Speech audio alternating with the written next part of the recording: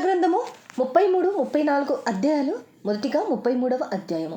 దోచుకొనబడకపోయినను దోచుకొనుచుండు నీకు శ్రమ, నిన్నెవరు వంచించకపోయినను వంచించుచుండు నీకు శ్రమ. నీవు దోచుకొనుట మానిన తరువాత నీవు దోచుకొనబడెదవు. నీవు వంచించుట ముగించిన తరువాత జనులు నిన్ను వంచెదరు. యెహోవా, నీ కొరకు కనిపెట్టుచున్నాము, మా యందు కరుణించుము. ఉదయకాలమున వారికి బాహువుగాను, ఆపత్కాలమున మాకు రక్షణాధారముగాను ఉండుము. మహాఘోషణ విని జనములు పారిపోవును. నీవు లేచుటతోని అన్యజనులు చెదిరిపోవుదురు. చీడ పురుగులు కొట్టివేయునట్లు మీ సొమ్ము దోచబడను. మిడతలు ఎగిరిపడినట్లు శత్రువులు దానిమీద పడుదురు. యెహోవా మహాఘనత నొందియున్నాడు. ఆయన ఉన్నత స్థలమున నివసించుచు న్యాయముతోనూ నీతితోనూ సియోనును నింపెను. నీ కాలములో నియమింపబడినది స్థిరముగా నుండును. రక్షణ బాహుళ్యమును బుద్ధి జ్ఞానముల సమృద్ధియు కలుగును. యెహోవా భయము వారికి ఐశ్వర్యము. వారి శూరులు బయట రోదనము చేయుచున్నారు. సమాధాన రాయబారులు ఘోరముగా ఏడ్చుచున్నారు. రాజమార్గములు పాడైపోయెను, త్రోవను నడుచువారు లేకపోయిరి. అశ్షూరు నిబంధన మీరెను, పట్టణములను అవమానపరిచెను, నరులను తృణీకరించెను. దేశము దుఃఖించి క్షీణించుచున్నది. లెబానోను సిగ్గుపడి వాడిపోవుచున్నది. షారోను ఎడారి ఆయెను. బాషానును కర్మెలును తమ చెట్ల ఆకులను రాల్చుకొనుచున్నవి. యెహోవా ఇట్లనుకొనుచున్నాడు, ఇప్పుడే లేచెదను, ఇప్పుడే నన్ను గొప్ప చేసుకొనిదను, ఇప్పుడే నాకు ఘనత తెచ్చుకొనిదను. మీరు పొట్టును గర్భము ధరించి కొయ్యకాలును కందురు. మీ ఊపిరియే అగ్ని అయినట్టు మిమ్మును దహించి వేయుచున్నది. జనములు కాలుచున్న సున్నపు బట్టీల వలెను, నరకబడి అగ్నిలో కాల్చబడిన ముళ్ళవలెను అగును.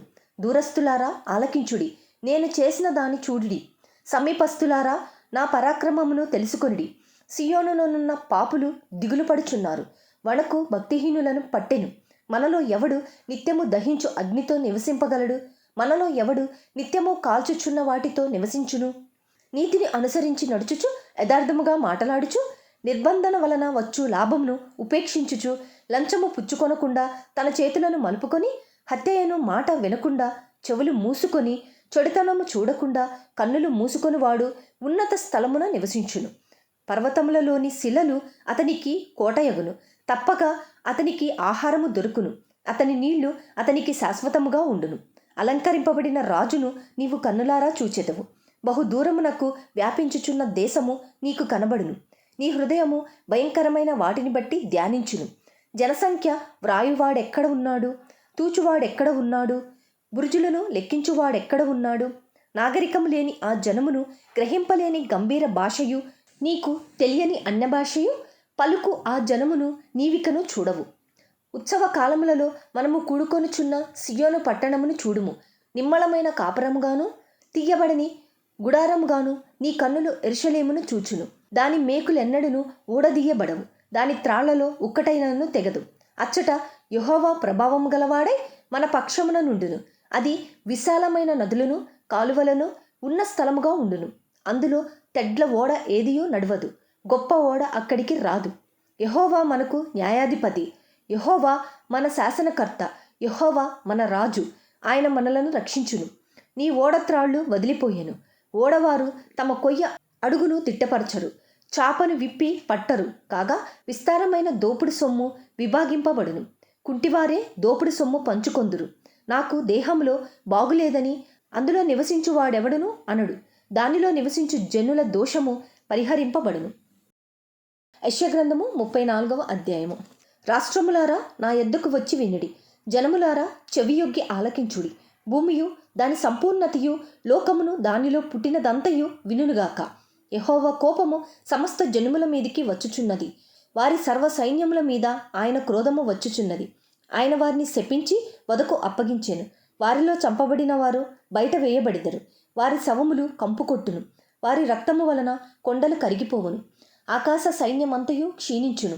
కాగితపు చుట్టవలే ఆకాశ వైశాల్యములు చుట్టబడును. ద్రాక్షవల్లి నుండి ఆకు వాడి రాలునట్లు, అంజురపు చెట్టు నుండి వాడినది రాలునట్లు వాటి సైన్యమంతయు రాలిపోవును. నిజముగా ఆకాశమందు నా ఖడ్గము మత్తిల్లును. ఎదోము మీద తీర్పు తీర్చుటకు, నేను శపించిన జన్మ మీద తీర్పు తీర్చుటకు అది దిగును. యెహోవా ఖడ్గము రక్తమయమగును. అది క్రొవ్వు చేత కప్పబడును. గొర్రె పిల్లల యొక్కయు మేకల యొక్కయు రక్తము చేతను, పొటేళ్ల మూత్ర గ్రంథుల మీది క్రొవ్వు చేతను కప్పబడును.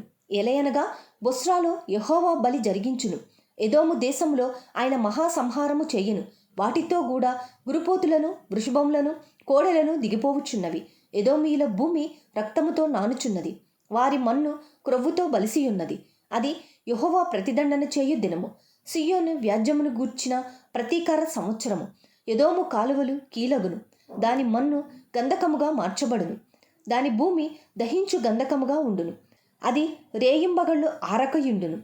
దాని పొగ నిత్యము లేచును. అది తరతరములు పాడుగా నుండును. ఎన్నడును ఎవడును దానిలో బడి దాటడు. గూడబాతులను, ఏదు పందులను దాని ఆక్రమించుకొనెను. గుడ్లగూబయు, కాకియు దానిలో నివసించును. ఆయన తారుమారు అను కొలనూలును చాచును. శూన్యమను గుండును పట్టును. రాజ్యము ప్రకటించుటకు వారి ప్రధానులు అక్కడ లేకపోవుదురు. దాని అధిపతులందరూ గతమైపోయిరి. ఎదోము నగరులలో ముళ్ళ చెట్లు పెరుగును. దాని దుర్గములలో దురదగొండ్లును గచ్చలును పుట్టును. అది అడవి కుక్కలను నివాస స్థలముగాను, నిప్పు కోళ్లకు సాలగాను ఉండును. అడవి పిల్లలను, నక్కలను అచ్చట కలుసుకొనును. అచ్చట అడవి మేక తన తోటి జంతువును కనుగొనును. అచ్చట చువ్వపిట్ట దిగి విశ్రమ స్థలము చూచుకొనును. చిత్తగూబ గూడు కట్టుకొనును. అచ్చట గుడ్లు పెట్టి పొదిగి నీడలో వాటిని కూర్చును. అచ్చటనే తెల్ల గద్దలు తమ జాతి పక్షులతో కూడుకొనును. యెహోవా గ్రంథమును పరిశీలించి చదువుకొనిడి. ఆ జంతువులలో ఏదియూ లేక ఉండదు. దేని జతపక్షి దాని యొద్ద ఉండక మానదు. నా నోట నుండి వచ్చిన ఆజ్ఞ ఇదే. ఆయన నోటి ఊపిరి వాటిని పోగు చేయును. అవి రావలెనని ఆయన చీట్లు వేసెను. ఆయన కొలనూలు చేతపట్టుకొని వాటికి ఆ దేశమును పంచిపెట్టును. అవి నిత్యము దాని ఆక్రమించుకొనును. యుగయుగములు దానిలో నివసించును.